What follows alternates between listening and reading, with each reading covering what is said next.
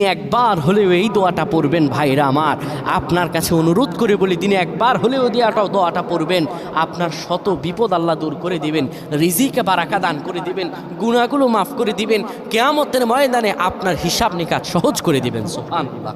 দিনে একবার হলেও দয়া করে এই দোয়াটা ছেড়ে দিবেন না, একবার হলেও এই দোয়াটা পড়বেন, একবারে সহজ দোয়া।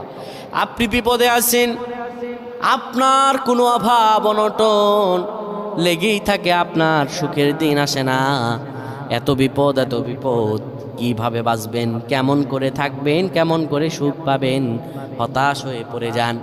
আমার প্রাণের বাইরে হতাশ হয়ে যাবে না, আল্লাহর কাছে আশ্রয় চাইতে হবে।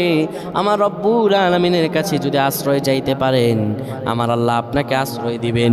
এই দিনে একবার হলে দোয়াটা পড়বেন, দোয়াটা একবারে সহজ শিখিয়ে দিচ্ছি। رب اغفر لي ولوالدي وللمؤمنين